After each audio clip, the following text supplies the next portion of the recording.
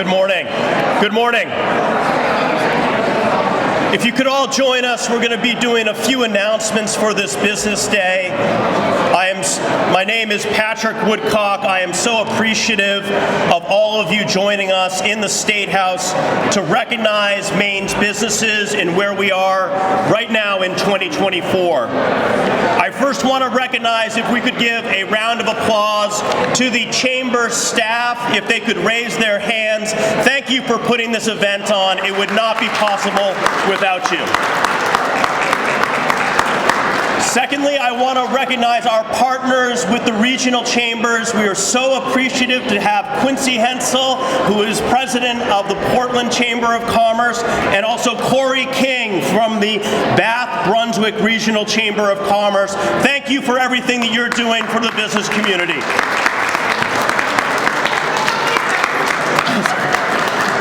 I want to say, first of all, Maine businesses, when I talk to our membership, have never been stronger. Right now, in Maine, we have a total employment for the state that is at a record level. We have real GDP that is at a record level. We are still persevering through a pandemic, through inflation, to make this economy stronger. Thank you all for your participation in that, to make Maine a stronger business community. It is great to bring the businesses who are on the front lines with customers every day to the State House. I also wanted to thank our event sponsors for making this possible. Alex Serra for our lunch later today. This would not be possible without our sponsorship. It is especially meaningful to be here in the Hall of Flags with the legislature in session to recognize what it means to make businesses work. I say that we have never been stronger, but we've also, as I talk to my members, there's trepidation. We see that with the governor's budget proposal. We see that when our members are talking about whether they're going to be hiring workers in this year or investing. There is risk out there. And the biggest aspect of the Maine Chamber of Commerce is we are looking to reflect public policy in the pragmatic reality that these businesses are facing today. It's not that we are looking to change, overhaul our policies, but can we put forward sensible policies with PFAS regulation? Can we put forward sensible frameworks for privacy? Can we make investments in our infrastructure, and can we make investments in the future economy in research and development? I do want to highlight some awardees that we're doing this year who have been champions for Maine businesses, but I first want to recognize the leadership that we have here today. We're so thankful for Senator Jackson, President of the Maine State Senate. I'm going to ask them to give a little sense of what business has meant for them in their political careers. But first, I want to say to Senator Jackson, who has always brought the economy of rural Maine to a forefront in this building throughout his career, and if he stepped out of this State House, he would go down in the annals of being one of the strongest supporters of Aroostook County that this building has ever seen. Senator Jackson, I do want to hear also any recommendations if we visit your district. What Maine business should we be visiting? Senator Jackson.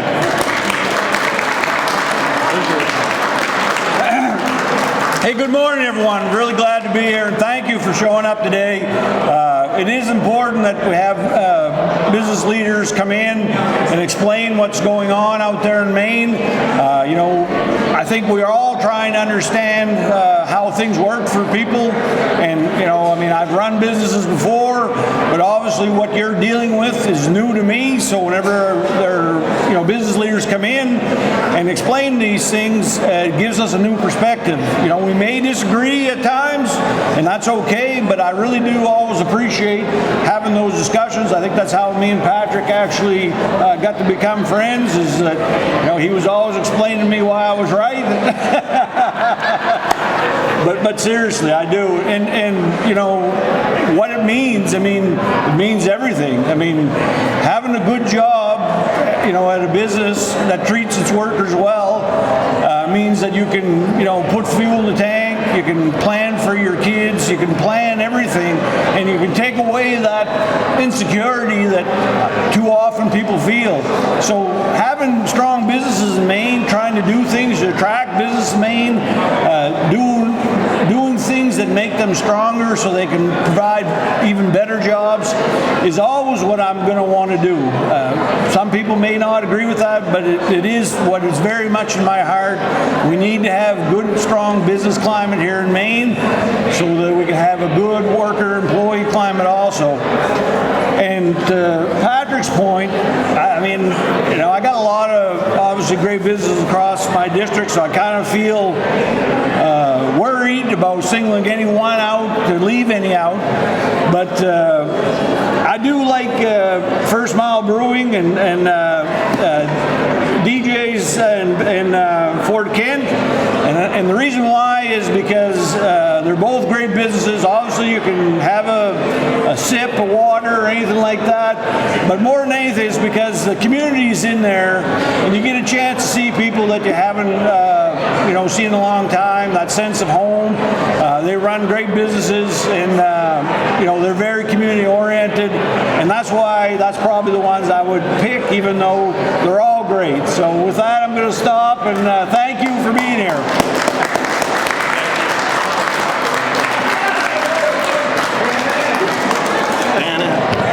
Thank you, Senator. I'm so appreciative of those recommendations. We have the Pan Am coming up soon. That would be a great watering hole to try. I so appreciate you talking about what employment means. It certainly was with me growing up, what that means to have an alarm clock and a responsibility to get up every day. I also want to turn to the Republican leader, one of the few small business owners in the legislature who knows what it means to have a regulatory state that does not support businesses but puts a cold, wet blanket on growth. Republican leader Billy Bob Buckingham.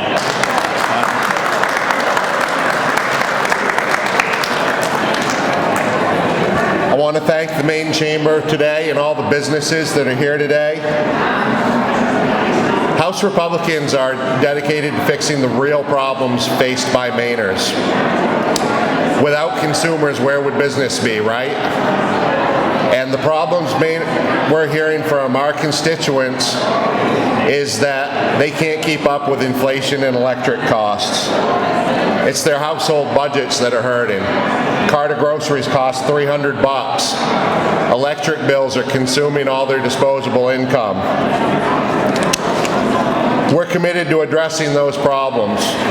And of course, the tax and regulatory burden. By addressing taxes, we can make it easier for consumers and businesses both. So we're committed to those things. The electric costs. We're committed to lowering electric costs because how is someone going to invest in the economy when their last bit of disposable income goes to pay their electric bill? That's also important to businesses. How can a business profit when their electric bill is so high? And we want to create opportunities for more and better paying jobs in the state of Maine. We want to support our farming, forestry, and fishing communities. Maine has some of the highest food costs in the nation, so buying local would make a lot of sense. We want to support legal immigration because if we really want to bring jobs into this state, it doesn't help to bring in asylum seekers who aren't permitted to work by law. We need to bring in legal immigrants who can work on day one and take the jobs that you all need filled.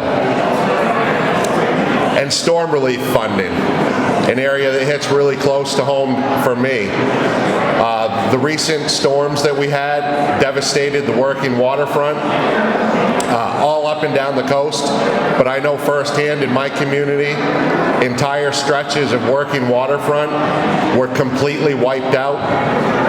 In one instance, in the town of Steuben in Pigeon Hill Bay, the entire working waterfront is gone. It's not wrecked, it's not damaged, it's not in need of repair. It is erased. It is gone. It is washed off. There's not a piling or a wharf left. I know that's the case in many places along the coast of Maine. On the day of that storm, I was on the phone with the governor, and we were already talking about a plan to move forward and getting relief there. So that's something that we're committed to.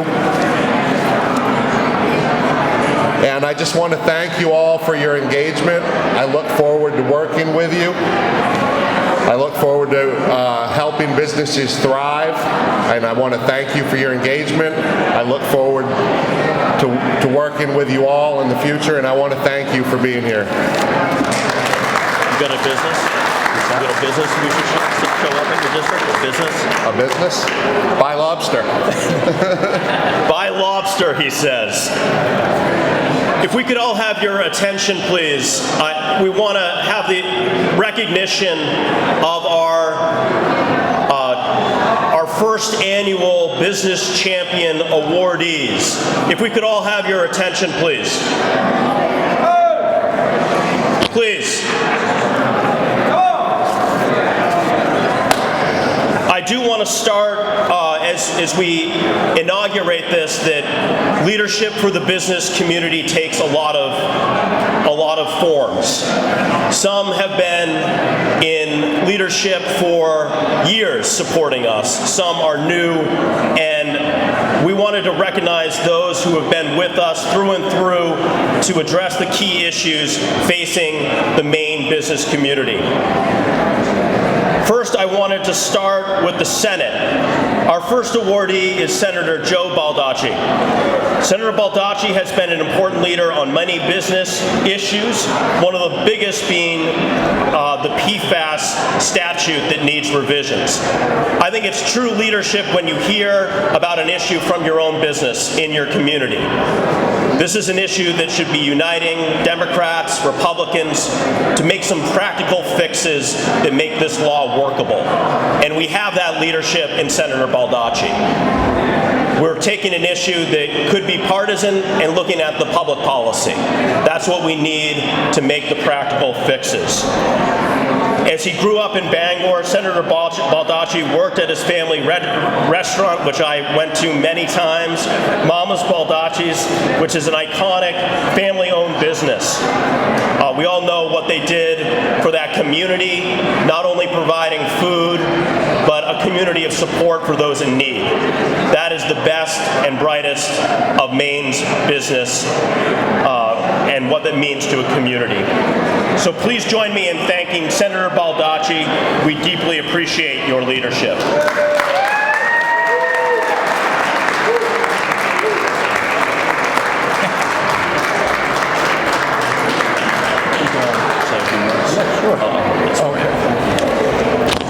I want to thank Patrick and the Chamber and everyone here. I just want to say a couple of words. One is Patrick, I have, first of all, enormous respect and admiration for the Woodcock family.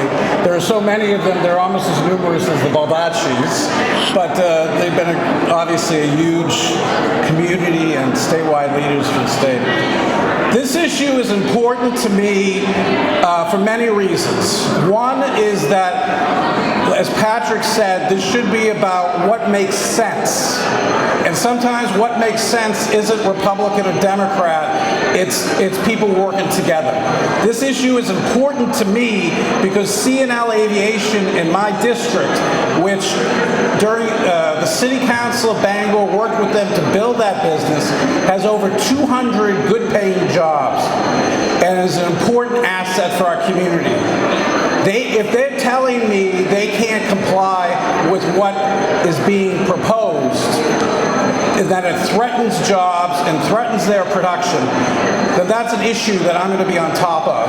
And I'm proud to work on it. I'm proud to try to help make sense to this process and to try to help businesses in general who just want a fair chance to do their business and to run their business and to make a decent profit at the end of the day. And that's what it's all about. Thank you very much. Thank you, Senator Baldacci.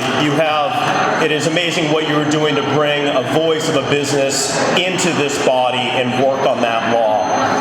Our next awardee is unable to join us today. When I think of this individual, I think of the old sentiment that there are show horses and there are work horses in the body. Senator Brad Farron is a workhorse. I was astounded when I came back to Augusta to hear what he has been doing on apprenticeship and moreover to bring investments into our transportation budget. It was through him working across the aisle that has made the most recently compiled work plan for the Maine Department of Transportation for 3 years, finally making investments in the infrastructure to service the transportation to grow this economy. Please join me in a round of applause for Senator Farron, who is with family this week.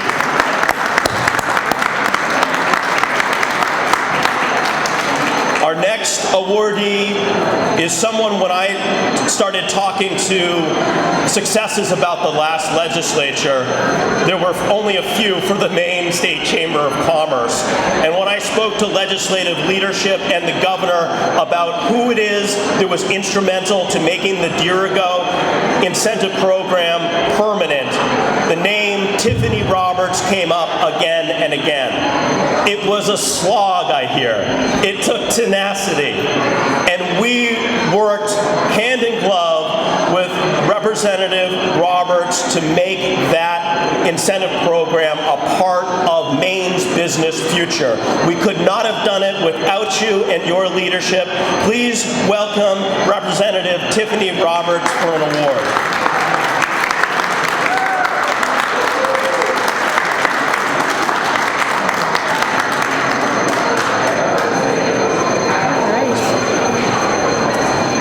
Patrick. Thank you to all the businesses here today and to the Chamber. So I represent House District 149, which is North and South Berwick, but I've been chair of the IDEA Committee for second session now. What we've really focused on is making an economy in Maine that supports our workers and our businesses. And one of those biggest focuses was, like Patrick said, the Dirigo Business Incentive Program. We had the Pine Tree Development Zone. It was 20 years old. It was outdated. It didn't meet the needs of today's workers or today's businesses. So we set forth in the previous legislature to change that. And now we're taking a two-pronged approach in encouraging businesses to train their workers and make investments in our state. So we're getting our businesses here incentivized to stay here and grow, and we're incentivizing new businesses, new industry, new income to come to our state. That's a program that meets today's needs of our state. And likewise, I could not have done it without the help of my committee and the Chamber, especially Linda, who was right there in lockstep. So I want to thank you all very much, and I will continue to keep doing the work. Don't forget your real estate here. And last but not least, our House Republican, who, when I think of the word public service, I think of this individual.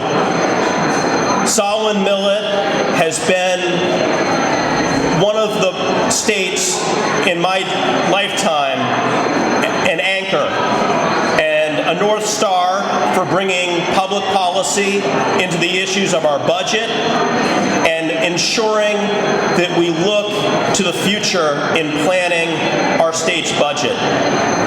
I first arrived here working in public policy when our budget was in a very different situation. And if there's one thing that I always appreciated about Solwyn is how he reduced the temperature. When a moment in a committee, when a moment in the cabinet room needed a focus on the facts, the numbers, and pragmatic steps forward, Solwyn has always been there for our state. We are so appreciative of the leadership that he has gone in the legislature, in the administration, serving as Commissioner of DAFs, as Commissioner of Education. It really is a testament to those who are thinking about public policy to think of the example that Solon has done for our state.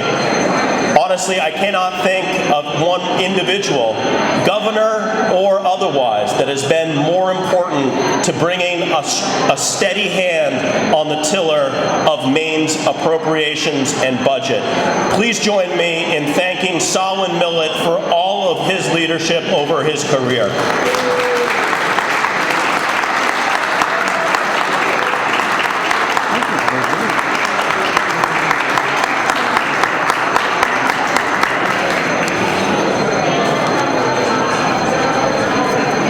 Thank you very much, Director Woodcock. And I want to commend the Chamber for the role that you play in so many different ways to unite the branches of government with the pillars of the economy who work at the local level. We actually are fortunate in not only the events of this type today, but the summits that you offered, the latest one 4 weeks ago, and the connections you have with our members. I was honored about 20 years ago to be invited to serve on my Oxford County Chamber of Commerce. And from the get-go, I was impressed by the people who worked on that board, who came to the meetings with a handle on the economy and how it was working for them and shared their experiences with those of us on the board. In the years past, with Patrick's predecessor, Dana Connors, I had multiple occasions to work with his board. And the first thing that struck me was you had about 20 to 30 people that would often show up around the board, and I was there to kind of talk about the budget a little bit. But the first thing I did was sit back and listen to every one of them talk about what they saw and how they felt about the Maine economy. It led me to say, in my mind, these are the people who are on the ground floor of the Maine economy. And what better role can we expect of this group at the state level and the local level to keep us grounded by that knowledge and that input that they can bring to the legislative process. I hope that this is an annual event. I hope you continue to keep us grounded because we need all the grounding we can get. So thank you once again and welcome.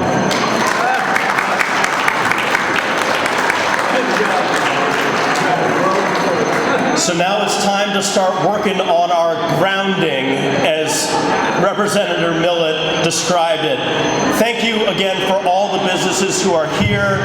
We will be doing lunch will be served later on this morning, and we'll be meeting with legislative leadership later today.